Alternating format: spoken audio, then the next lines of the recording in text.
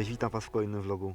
Jak widzicie, jesteśmy w kolejnym niesamowitym miejscu na mapie Polski. Jesteśmy na Mazurach. Znajdujemy się na wyspie Szeroki Ostrów. Jest to największa wyspa na jeziorze Śniadrwy. Ma ona 70 hektarów. I powiem Wam szczerze, no jest tutaj nieźle. Jest tutaj nieźle. Zaraz Wam wszystko pokażę. Mamy jeszcze początek marca i pogoda nas dosyć rozpieszcza, bo jest jakieś około 15 stopni.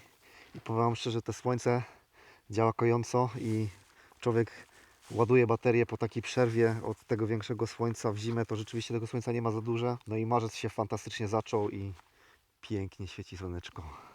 Ale pomimo wysokiej temperatury wciąż jest dużo lodu jeszcze na jeziorze.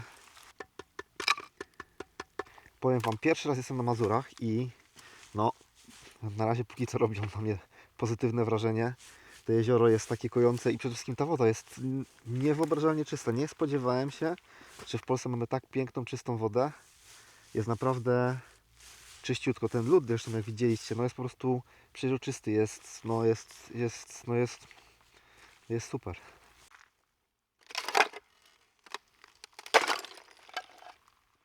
Przyjechaliśmy tutaj wczoraj, oczywiście po zmroku, o godzinie, było już w zasadzie po północy. Ze mną jest dzisiaj Maciek. Maćka możecie kojarzyć z pierwszego mojego vloga, który w ogóle powstał na moim kanale. Ale udało nam się, powiedzmy, w miarę szybko rozbić. Wbiliśmy się z nowym namiotem. Zaraz Wam pokażę, jaki mam namiot. Namiot jest po prostu pierwsza klasa, jest mega fajny i przede wszystkim jest ogromny w porównaniu do poprzedniego. Wyjechaliśmy w czwartek, dzisiaj jest piątek, więc dzisiaj pracujemy sobie zdalnie z laptopami i powiem Wam, no jest to coś fantastycznego. Możliwość pracy zdalnej w takich warunkach, gdzie jest słońce, świeże powietrze i w zasadzie tutaj na tej wyspie widziałem może z jedno, dwa samochody. Myślę, że nie więcej. I jest tutaj pusto. Nie ma tutaj nikogo. W zasadzie można prawie powiedzieć, że wyspa jest praktycznie cała dla nas, więc żyć nie umierać. Tak wygląda nasz biwak. Tak się rozłożyliśmy wczoraj. No co prawda przyjechaliśmy po tej 12.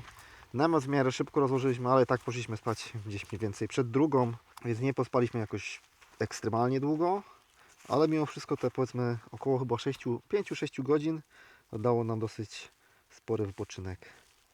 Tutaj nasze miejsce do pracy. Namiot jest naprawdę giga. Jest to namiot Pomoli 6X Pro i powiem Wam szczerze, daje tak dobre pierwsze wrażenia. Kamera na pewno nie odda tego, jak duży jest ten namiot. On jest dedykowany dla 6 osób i myślę, że spokojnie te 6 osób by się tutaj wyspało i jeszcze by trochę miejsca zostało. Coś więcej na temat tego namiotu pewnie powiem później, jak troszkę go wytestuję. Sprawdzę wszystkie jego jakieś mankamenty, problemy, zalety. No i w zasadzie pewnie zrobię jakąś krótką recenzję na jego temat. Co Wam mogę bardzo szybko powiedzieć, to jest to, że jest on bardzo lekki, około 10 kg, jak na takie rozmiary i składa się do dosyć małej torby, takiej bardzo kompaktowej i powiem Wam szczerze, to jest bardzo ważne, jeśli zależy Wam na miejscu. Ja teoretycznie mam pakę, tam powinien mieć dużo miejsca, ale jak tak naprawdę człowiek się spakuje na dłuższy wyjazd i jest tam bardzo dużo sprzętu, no to każde miejsce się liczy i to jest dla mnie duży plus, gdy mogę spakować tak duży namiot do małej torby. Trochę popracowaliśmy i przyszła pora na jakiś obiad. Nie robimy nic wykwintnego, zrobimy sobie frankfurterki z jakimś chlebkiem. Zobaczymy, co tam jeszcze znajdziemy, bo Maciek zrobił zakupy całe. Ja nie wiem, że tak powiem, nie dawałem mu żadnych instrukcji, więc wszystko, co będziemy jeść, no to według decyzji Maćka. Niestety nie kupił żadnych warzyw. Bardzo ubolewam.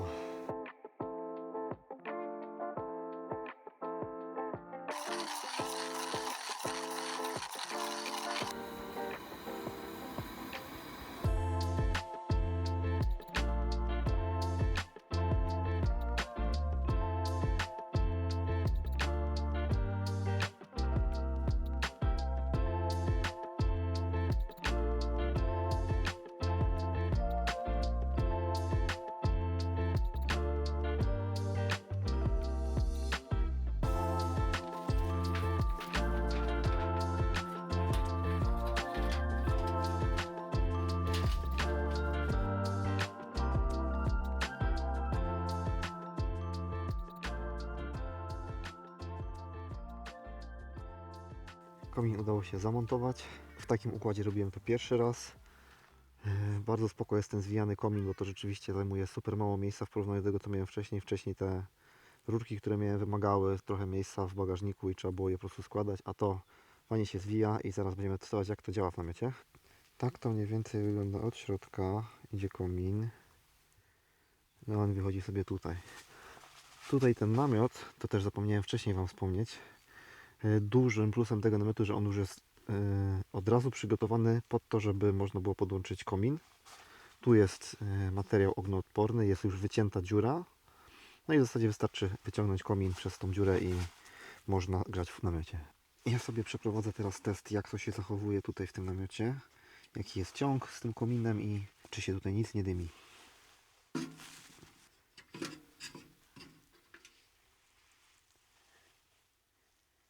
Zaraz Wam dam znać, jak wyszedł eksperyment. Dymu praktycznie nie ma, ale pali się. Nic się nie kopci w środku, więc eksperyment udany. Słońce już powoli zachodzi. Odbija się tutaj od tafli jeziora. Jest naprawdę wspaniała pogoda, powiem Wam. Taka pogoda na początku marca. Coś pięknego. Patrzcie to, jaki zachód słońca. O, pod słońce pewnie aż tak wiele nie zobaczycie jak ja, ale musicie mi uwierzyć na słowo, że jest fantastycznie. Zamknąłem sobie już tutaj wejście. Mam jeszcze otwarte jedno okienko. Co procent okienka, nawiasem mówiąc. No i kominek już ogrzewa mi. Tu widać go ładnie. No tak więc już jest cieplutko, już jest ponad 20 stopni. Tutaj jest już przyjemnie bardzo, więc no jest ciepło, jest ciepło. Ten namiot też fajnie trzyma tą temperaturę. Jak ten piecyk się tutaj nagrzeje, to jest bardzo przyjemnie. Powiem Wam, trochę przesadziliśmy z grzeniem. Patrzcie to, co tutaj się wyświetla. Dzień dobry, witam Was w kolejnym dniu. Dobrze spaliśmy, temperatura w namiocie była wyborna. Położyliśmy się około 22, w zasadzie po 22. Spaliśmy do 8, więc całkiem sporo musieliśmy nadrobić za pierwszego dnia, bo pierwszy dzień był taki, troszkę się budziliśmy, w pewnym momencie było troszkę chłodno, ale tym razem trochę opracowaliśmy lepiej system. Dobrze napaliliśmy w kominku, zamknęliśmy cały ciąg, więc tam długo się żarzyło. Z 4 godzinki udało nam się osiągnąć taką temperaturę, żeby coś ten kominek oddawał. No i do tego webasto zostało puszczone na minimalne obroty. No i myślę, że około tych właśnie 18, przynajmniej 18 stopni mieliśmy. Jeszcze z rana puściliśmy sobie trochę kominek, żeby nagrzać sobie jakąś wodę na kawę. I trzeba ogarnąć cały ten sprzęt tutaj, wszystko. A mamy trochę do ogarniania, bo tak, no trzeba posprzątać ten webasto, wiadomo, złożyć namiot. Muszę jeszcze obrócić cały samochód i otworzyć solar, żeby nam trochę podobało, bo mimo 2 banków energii, no to przez to, że pracowaliśmy zdalnie, cały czas chodził Starlink, do tego laptopy się ładowały, cały inny sprzęt, no to w zasadzie zostało nam 60% z tych 2 banków energii. Prognozy pogody chyba trochę skłamały, bo miało nie być na minusie, a niestety było i zmroziło mi wąż tutaj, więc tutaj w środku jest lód i nie da się puścić wody.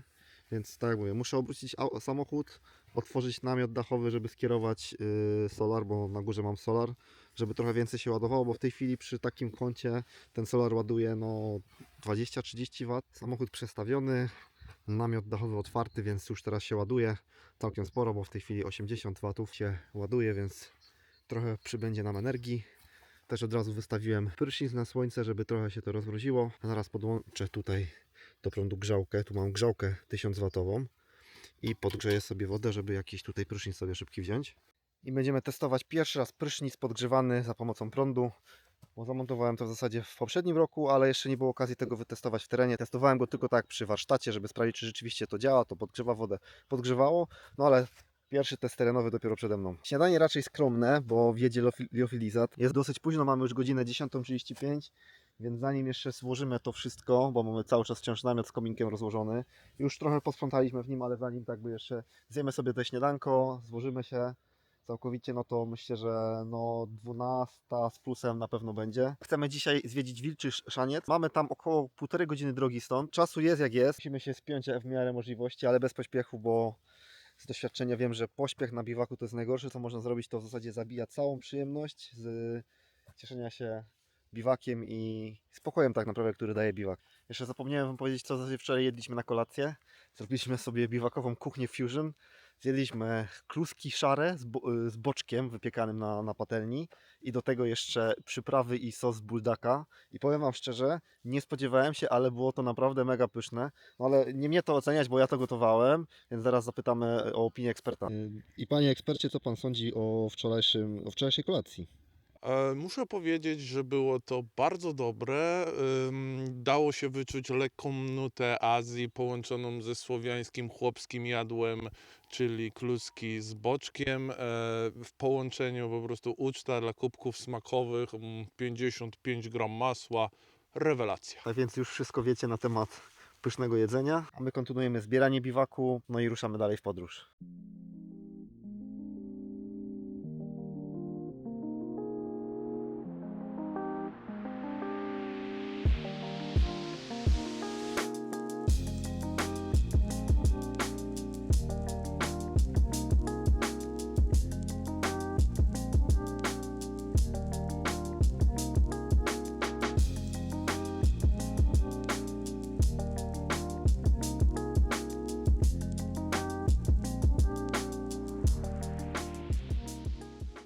Namiot udało się złożyć w zasadzie w 15 minut, tak więc wydaje mi się, że to jest bardzo dobry wynik. Do tego bez problemów zmieścił się w torbie, nie trzeba było kombinować, cisnąć, po prostu gładko wszedł do torby.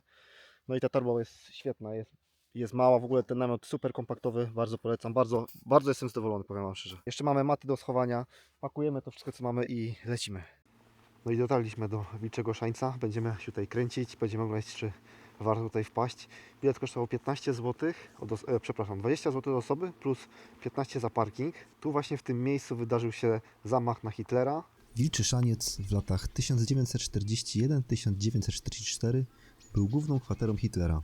Kwatera została wybudowana, aby Hitler mógł z niej dowodzić wojskami podbojającymi ZSRR. W 1944 feldmarszałek Keitel wydał rozkazy wysadzenia kwatery.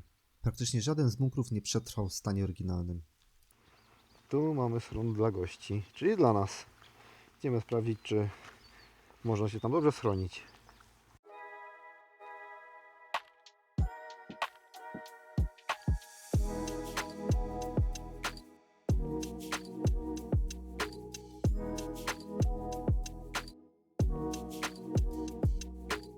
Można zauważyć te zbrojenia i żelbetonową osłonę bunkru.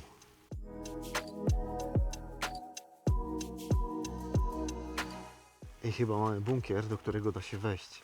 To jest pierwszy bunkier, w którym świeci się światło. Zobaczmy, czy da się wejść. No drodzy Państwo, nawet zrobione tutaj schodki.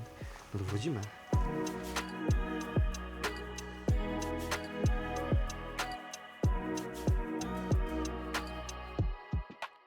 No bardzo dużo rzeczy w środku nie ma, ale ważne, że coś, że można było wejść, popatrzeć.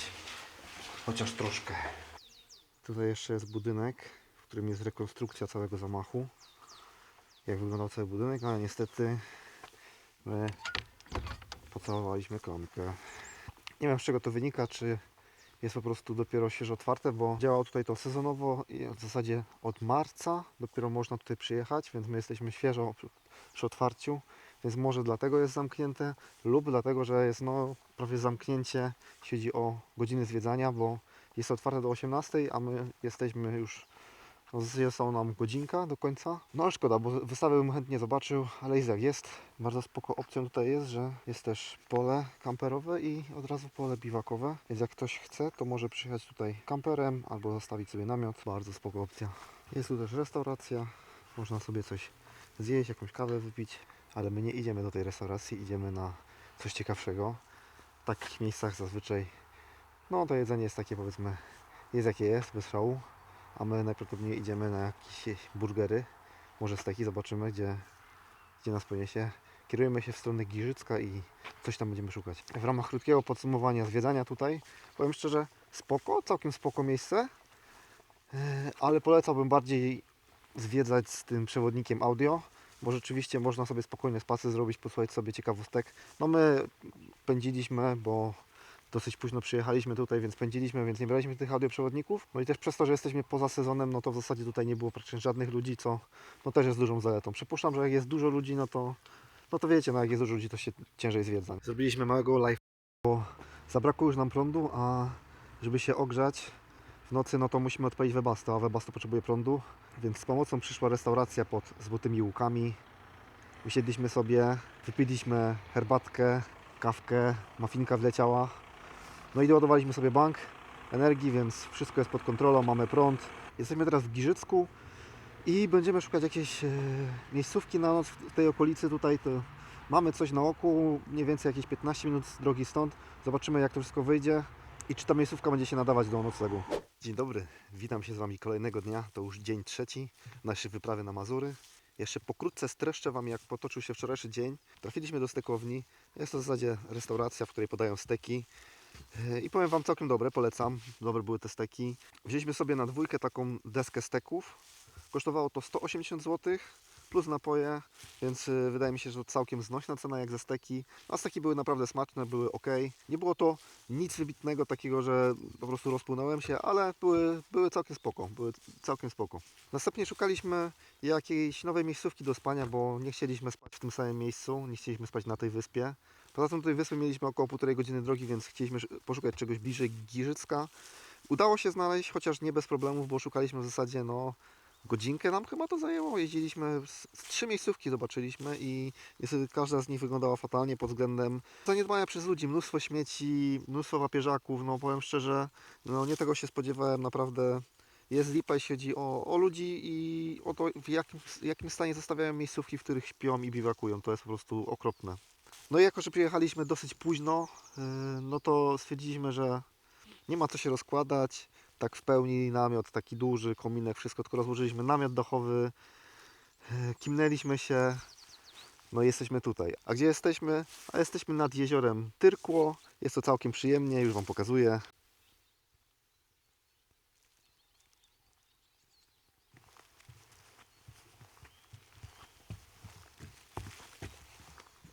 Plan na dzisiaj jest raczej nieskomplikowany. Poczylujemy sobie tutaj troszkę, zjemy sobie jakieś śniadanie, kawkę wypijemy, nacieszymy się widokiem, bo w zasadzie Mazury to jeziora. No i właśnie cieszymy się tymi jeziorami pod względem widoku, bo no, kąpać się jeszcze nie można. No, znaczy są tacy ludzie, co potrafią się kąpać w takiej temperaturze, ja do nich nie należę, ale to już jest morsowanie, bo jak widzicie, zobaczcie, no jest jeszcze, to wszystko jest jeszcze lód tutaj, nie? Cienki, bo cienki, no ale lód, nie? Poza tym temperatura w nocy była na minusie, więc musieliśmy się dogrzać w namiocie dachowym Webasto i powiem Wam szczerze, na minimalnych obrotach te Webasto tak grzało, że musieliśmy otworzyć okna, po prostu było, no sauna się tam zrobiła. Ale otworzyliśmy okna i całkiem przyjemnie się spało. Tak wygląda nasze obozowisko. Jak mówiłem, nic nie rozstawialiśmy, tylko Webasto rozłożyliśmy. No i namiot dachowy.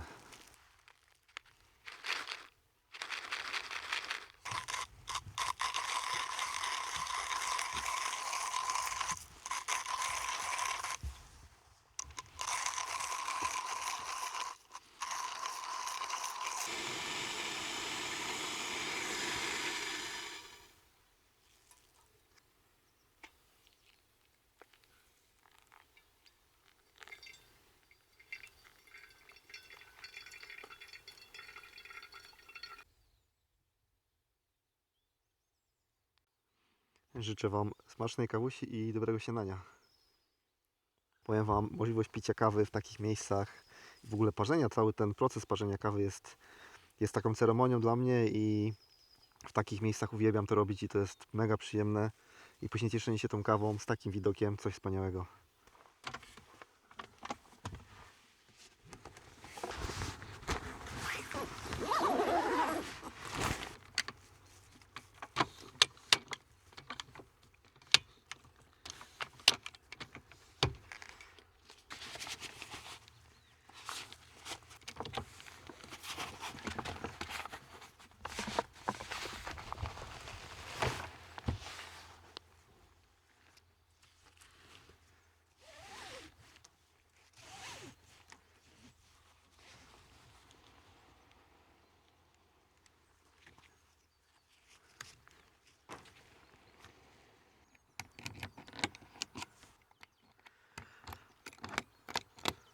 Powiem Wam, uwielbiam ten namiot za to, że tak szybko się składa. W zasadzie, jak widzieliście, no to złożyłem go 2 minuty, to było może 3 maksymalnie. Ja w środku jeszcze trzymam poduszki i śpiwór, tak więc nie muszę wszystkiego składać, tylko po prostu składam sam namiot, zostawiam tam jeszcze jakieś rzeczy, szpargały swoje. No to jest tak, 2-3 minuty i jestem gotowy do drogi. No ale nasza wycieczka dobiega już końca. Jesteśmy już tutaj 3. dzień. Przez te 3 dni to w zasadzie tylko lekko dotknęliśmy tych Mazur, ale to co widziałem bardzo mi się podoba. Te jeziora, to naprawdę jest tych jezior mnóstwo, na każdym kroku są jakieś miejscówki. No niestety jest tu problem taki, że jest trochę zaniedbanych tych miejscówek, jest dużo śmieci, no ale są takie perełki i powiem szczerze, bardzo mi się to podoba. Odpoczęliśmy tutaj fantastycznie, taki prawdziwy slow life, zdalnie popracowaliśmy. Ten dzień pracy, takiego biwakowania na spokojnie, wszystko nie śpiesząc się, to było coś wspaniałego. Ale pora się zbierać, mamy 6 godzin drogi do domu, tak więc jest godzina teraz 12.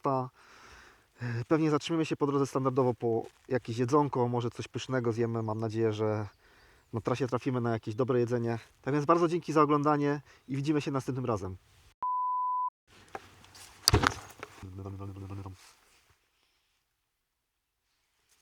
Maciek już to wszystko widzi. No i teraz marzec fantastycznie. Dzisiaj zwiedzić Wilczy A chcemy dzisiaj zwiedzić Wilczy wiedzieć tego, no. Wilczy Szaniec.